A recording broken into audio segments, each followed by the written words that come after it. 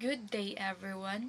Our lesson for today is the indolence of the Filipino. So, yung layunin ng topic na ito is, number 1, suriin ang sanaysay ni Rizal na sobre la indolensya de los Filipinos at tukuyin ang mga pangunahing argumento nito laban sa pananaw na ang mga Pilipino ay tamad. And pangalawa, tukuyin ang mga dahilan na itinuro ni Rizal sa likod ng indolence ng mga Pilipino na nagbigay diin sa mga epekto ng pananakop ng mga Espanyol. Then number 3, ipakita ang mga mungkahi ni Rizal para sa paglutas sa issue ng indolence at ang mga pananaw sa pagpapaunlad ng bansa. Pag-usapan naman natin ngayon ang sanaysay ni Rizal na may pamagat na Sobre la Indolensya de los Filipinos. Isinulat ni Rizal ito noong taong 1890 and pinagtatalunan niya ang mga paniniwala na ang mga Pilipino ay likas na tamad at nagpapaliwanag na ang indolence ay resulta ng kolonyal na pananakop ng mga Espanyol. So si Rizal hindi siya naniniwala na likas na tamad ang mga Pilipino, kundi na nakuha lang nila yung pagiging tamad nila sa kolonyal na pananakop ng mga Espanyol.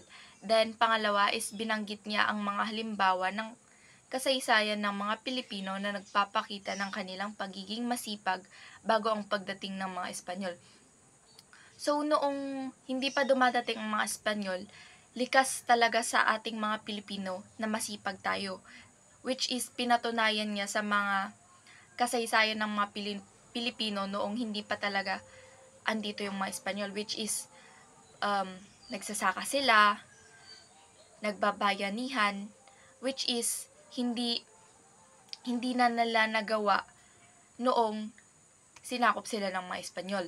The number 3 is, ipinunto niya na ang mga patakaran ng mga Espanyol, ang pagsasamantala at ang kawalan ng edukasyon ay nagpahina sa mga Pilipino at nagpalaganap ng indolence. So, dun sa mga patakaran, rules ng mga Espanyol is doon daw na-adapt ng mga Pilipino yung pagiging tamad nila, which is isa din na naging reason doon is yung kawalan ng edukasyon.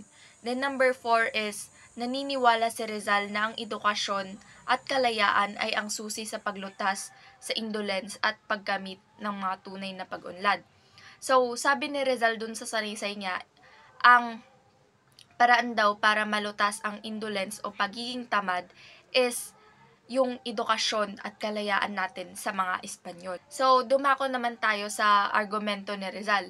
Ang number 1 na argument ni Rizal is, ang sanaysay ni Rizal ay isang pagtatanggol sa mga Pilipino laban sa kolonyal na pananaw na ang mga Pilipino ay tamad. So, yung argument ni Rizal is talagang hindi siya naniniwala na likas na tamad tayong mga Pilipino. Kasi, based nga dun sa sanaysay niya is pinaglaban niya talaga. Nagbigay siya ng kasaysayan ng mga Pilipino bago pa tayo sakupin ng mga Espanyol, which is talagang masipag na tayo. Then, itinataguyod ni Rizal na ang indolence ay hindi isang likas na katangian, kundi isang bunga ng mapanupil ng mga patakaran ng mga Espanyol. So, yung pagiging tamad natin is hindi natin nakuha lang ng basta-basta, kundi sa pananakop ng mga Espanyol. So, yung the indolence of the Filipinos. So, gusto niyang linawin dito na yung pagiging tamad ng mga Pilipino is hindi dahil sa kanilang lahi or ugali. Wherein, hindi ito natural na katangian ng mga Pilipino. Ang pinupunto nyo kasi dito is yung bunga ng mga hindi makatarungang sistema na ipinataw ng mga kolonyalistang Espanyol. Wherein, una, sinabi niya dito, sinabi ni Rizal na yung mga patakaran ng mga Espanyol tulad ng Polo y Servicio. Polo y Servicio para ito yung in English forced labor. In short, sa Tagalog is sapilitang paggawa, which is wala na talaga silang freedom na gawin yung mga dapat nilang gawin kasi nga yun yung point ng Polo y Servicio, sapilitang paggawa, which is ito yung nagpapahirap sa mga Pilipino, wherein pinipilit silang magtrabaho para sa gobyerno o kaya naman sa simbahan nang wala namang bayad. which is dahil dito nawalan sila ng oras or energy para sa sarili nilang kabuhayan. Imagine kailangan mong iwan yung pamilya mo para sa trabaho na hindi ka naman nasapilitan, tapos wala kang magigain or wala ka pang kinikita. Naturally, people would lose motivation when it comes to follow is or visyo. That's why pinupoint ito ni Rizal na hindi yun pagiging tamad talaga. Merong reason. Pangalawa is yung mga inkomendero at mga praile ay nagsasamantala sa mga Pilipino. So, sila yung may hawak ng lupa. Kaya kahit magsaka yung mga Pilipino, kaunti lang yung napupunta sa kanila. Mas malala pa, which is mataas yung buwis at madalas silang inaabuso.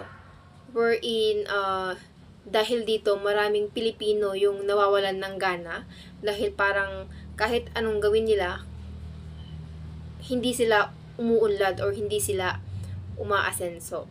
And then, pangatlo, binanggit din dito ni Rizal na walang sapat na edukasyon yung mga Pilipino, which is true. Sa panahon ni Rizal, walang sapat na edukasyon yung mga Pilipino, especially sa mga babae.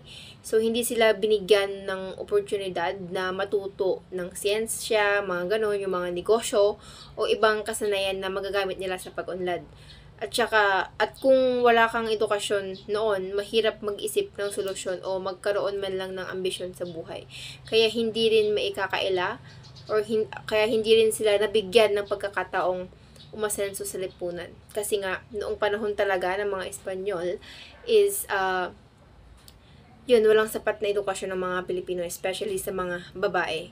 Pang-apat is, ang simbahan ay nagtuturo ng mga aral na parang sinasabing huwag mo nang hangarin ang material na bagay o yaman.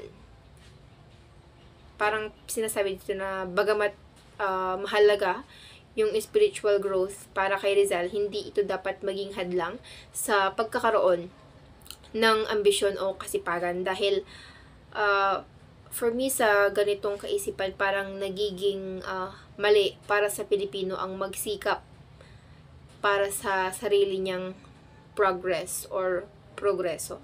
In conclusion, sa konklusyon, sinasabi dito ni Rizal na hindi tamad ang mga Pilipino, kundi naging biktima lang tayo ng mga kalagayang nagpapahina ng loob ng mga Pilipino, which is napapababa yung moral at pumipigil sa kanilang pag-unlad. Para kay Rizal or para sa kanya, ang solusyon dito is yung edukasyon. Unang-unang solusyon yan, yung indolence. Unang-unang solusyon ay ang edukasyon, reforma sa pamahalaan at kalayaan. So, hindi lang ito sulat, kundi ito ay panawagan para sa tunay na pagbabago.